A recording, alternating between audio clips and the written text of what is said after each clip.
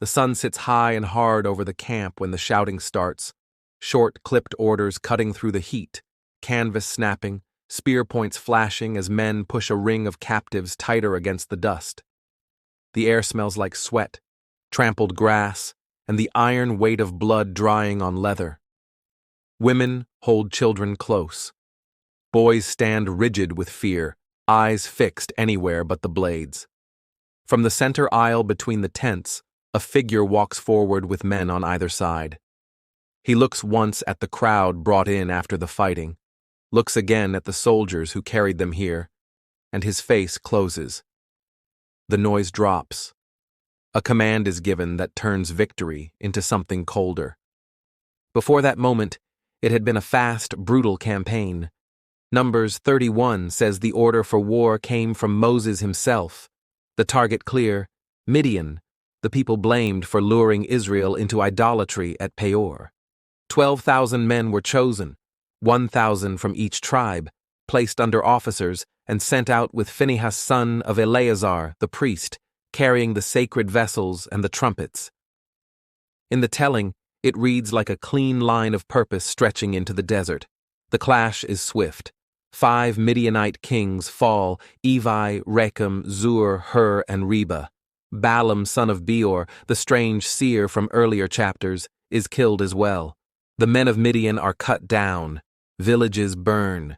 When the column turns for home, the line is long with animals and goods. Flocks and herds shove into one another. Donkeys bray against the strain. Carts creak under metal, cloth, and grain.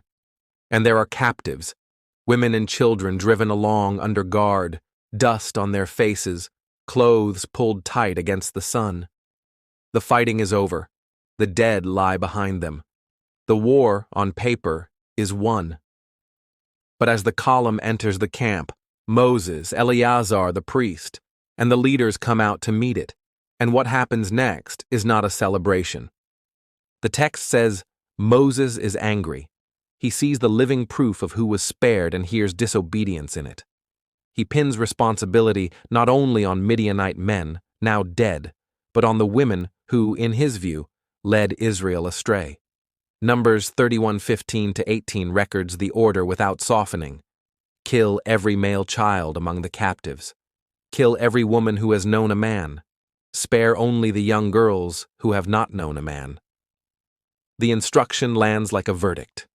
It is precise, narrow, and devastating. What follows is not a battle. It is a separation. Soldiers move through the group in lines, pushing families apart, reading ages in faces, guessing at what they cannot know for sure. Mothers try to hold on to sons. Hands are pried free. Boys who survived the field are led a few steps away and do not come back. Women who have seen war before stand straight and argue in voices that carry, then drop into disbelief as the ring tightens.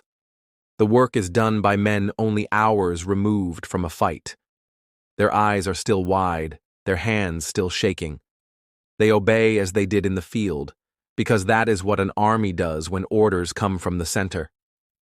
There are no names in the record for the victims. The chapter is a ledger of totals. Yet the scale breaks through the columns. After the killings, a count is taken. The text lists the animals first. 675,000 sheep, 72,000 cattle, 61,000 donkeys. Then, the human tally that remains.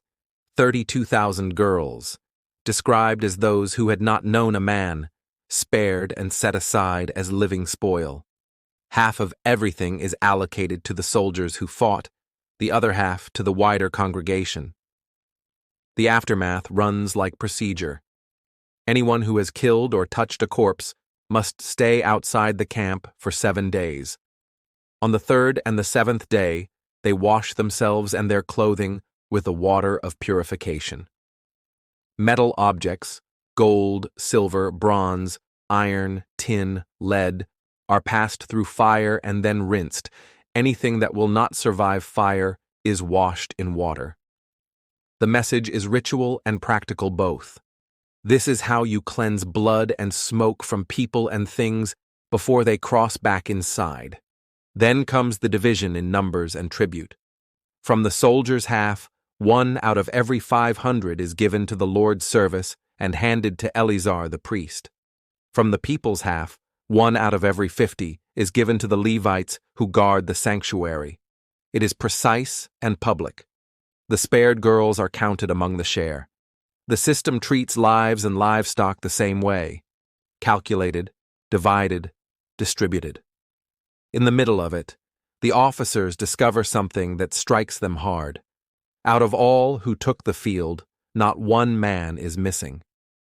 They bring an additional offering of gold ornaments, armlets, bracelets, signet rings, as atonement, a recognition that blood guilt clings even when orders are followed. The weight is recorded and brought into the tent of meeting as a memorial.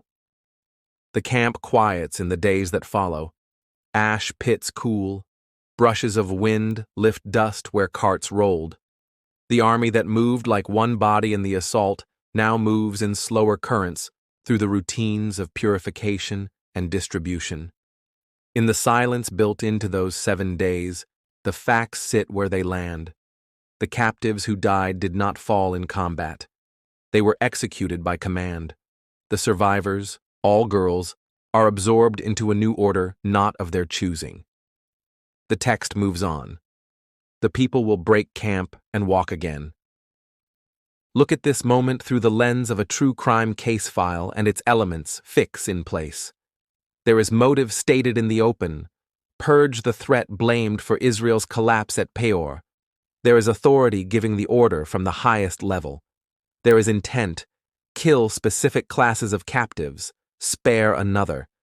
There is method.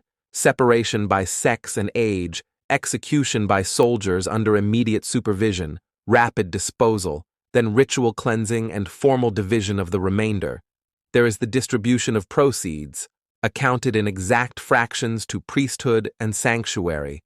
The narrative insists on obedience as virtue.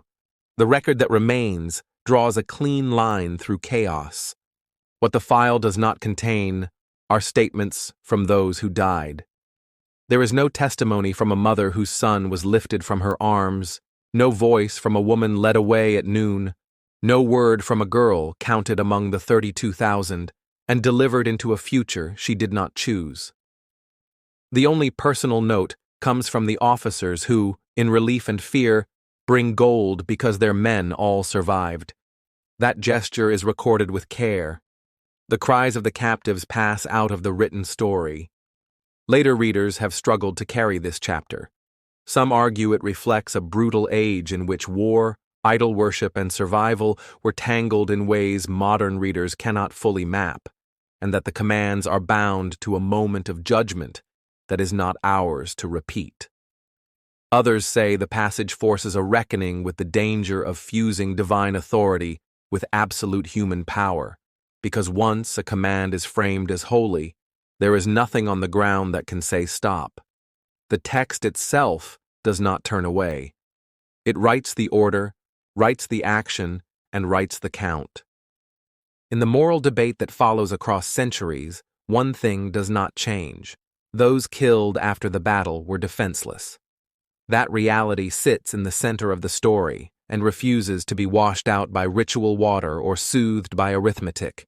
If you follow the chapter to the end, the lines resolve to quiet administrative notes, the gold weighed, the tribute delivered, the memorial established, because that is how systems close violent loops. They end with a number and a receipt. The day before the command, men fought men in the field. The day after, the camp returned to routine. Only the span in between is not ordinary. In that narrow window, a voice turned victory into massacre and made the living part of the spoil. The dust settled. The column moved on. The book kept the numbers. What remains for anyone who reads it now is the weight in the middle of the page, where power, fear, and certainty met, and the cost was paid by those who could not speak. Thank you for listening to Divine Crime. Subscribe for more stories from the most dangerous book ever written.